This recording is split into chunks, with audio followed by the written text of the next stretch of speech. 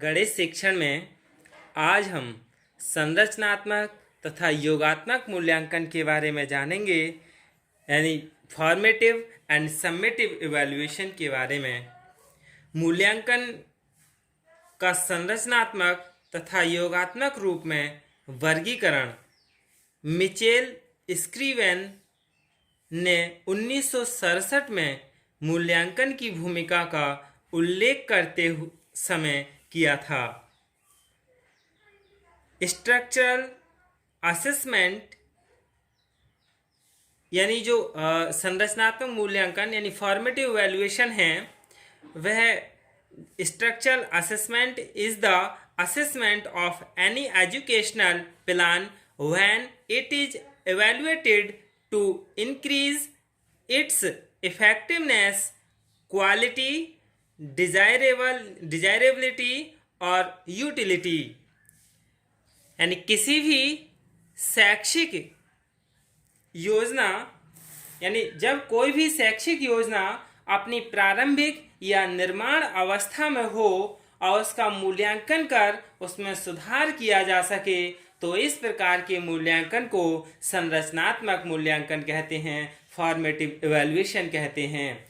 किसी भी शैक्षिक योजना का मूल्यांकन जब उसकी प्रभावशीलता, गुणवत्ता, वांछनीयता या उपयोगिता को बढ़ाने के लिए किया जाता है, तो वह संरचनात्मक मूल्यांकन कहलाता है। इन सब बातों से क्या स्पष्ट होता है कि किसी भी शैक्षिक योजना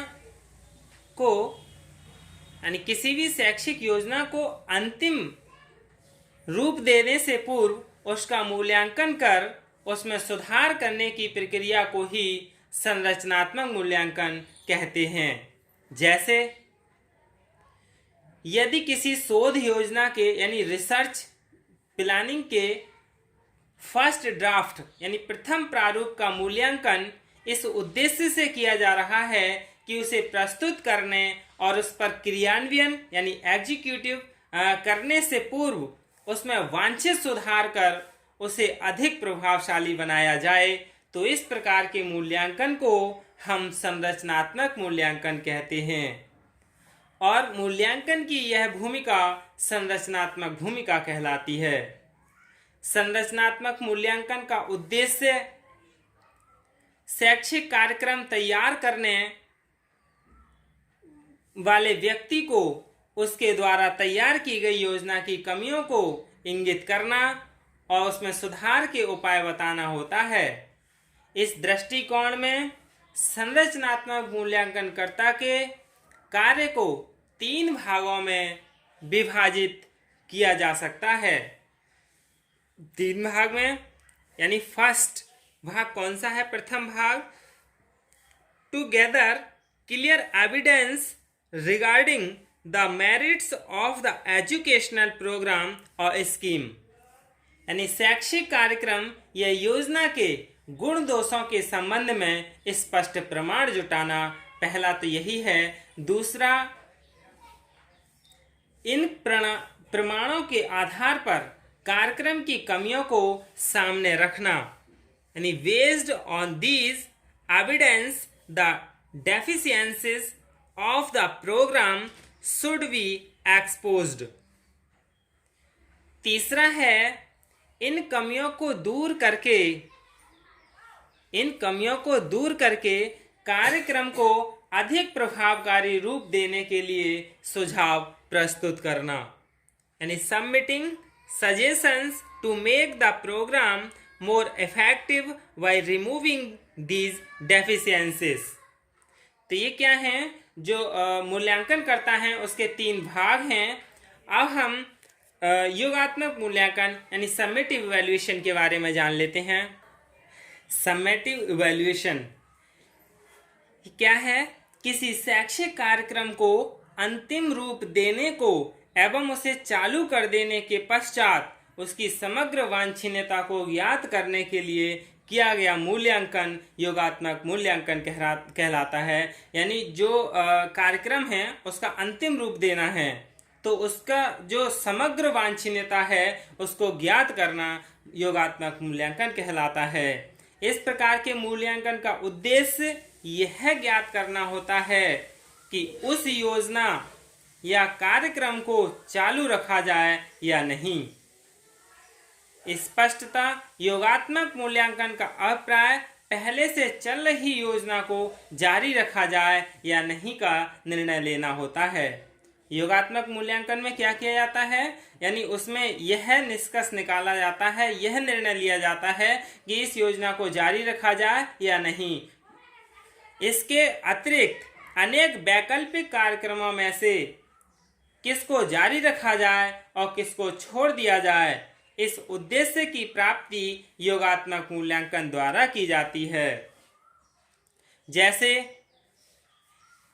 यदि एक अध्यापक को अपने छात्रों को किसी विषय के लिए कोई पुस्तक बतानी है और वह उस विषय पर उपलब्ध अनेक पुस्तकों में से मूल्यांकन कर कोई एक पुस्तक उन्हें बताता है, तो शिक्षक का यह मूल्यांकन योगात्मक मूल्यांकन कहलाएगा। जैसे किसी छात्र ने पूछा कि हमें कोई अच्छी सी पुस्तक बता दीजिए, कोई गणित का टीचर है तो उससे गणित की पुस्तक के बारे में पूछता है, कोई अच्छी पुस्तक बता दीजिए जिसमें अच्छे उदाहरण हो, अच्छे यानी अच्छे से समझाया हुआ हो। तो इस तरह के लिए क्या करेगा अध्यापक, सभी जितनी तरह की पुस्तकें होती हैं उन सब का मूल्यांकन करेगा, उन्हें जानेगा, उसके बाद वह एक निष्कर्ष लेगा कि इसकी इस विषय के लिए पुस्तक अच्छी है। इस विवरण से यह स्पष्ट हो जाता है कि योगात्मक मूल्यांकन द्वारा अनेक विकल्पों में से सर्वोत्तम चयन करने की प्रक्रिया है, लेकिन इस सर्वोत्तम का चयन विकल्पों के गुण दोषों के मूल्यांकन के आधार पर ही किया जाता है।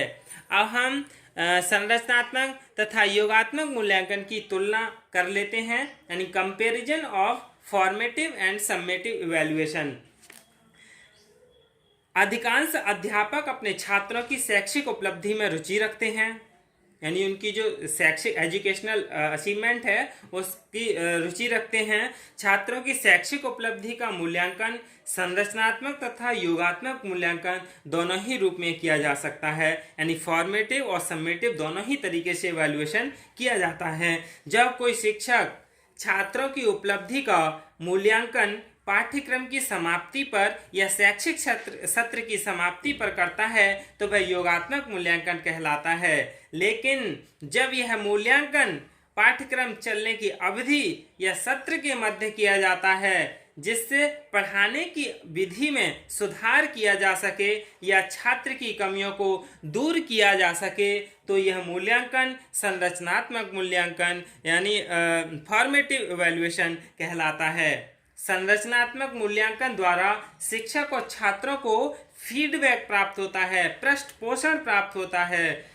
इस प्रकार संरचनात्मक मूल्यांकन द्वारा अल्पकालिक निर्णय लेने में सहायता मिलती है, जबकि योगात्मक मूल्यांकन दीर्घकालिक निर्णयों को लेने में महत्वपूर्ण भूमिका निभाता है।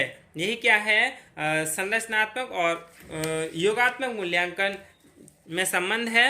संरचनात्मक मूल्यांकन शैक्षिक जगत की वास्तविकताओं के अधिक निकट रहता है और शैक्षिक कार्यक्रम और योजनाओं को प्रभावशाली बनाने में सक्रिय भूमिका अदा करता है, क्योंकि इसमें साप्ताहिक टेस्ट लिया जाता है या मासिक, त्रैमासिक, इस तरह से उनका बच्चों का शैक्षिक में टेस्ट लिया जाता है। वह योजना निर्माण समिति का सक्रिय सदस्य होता है और उसके सुधार और उसे प्रभावकारी बनाने के लिए सदा सक्रिय भूमिका अदा करता रहता है। योगात्मक मूल्यांकनकर्ता केवल निर्णायक का कार्य करता है, उसे शैक्षिक कार्यक्रम के सुधार या प्रभावकारी होने से कोई मतलब नहीं होता। इन दोनों प्रकार के मूल्यांकन के लिए बाह्य या आंतरिक मूल्यांकनकर्ता का उपयोग किया जा सकता है, पर संरचनात्मक मूल्यांकन के लिए आंतरिक तथा योगात्मक मूल्यांकन के लिए बाह्य मूल्यांकनकर्ता ही उत्तम होते हैं। यही क्या है संरचनात्मक और योगात्मक मूल्यांकन है। धन्यवाद।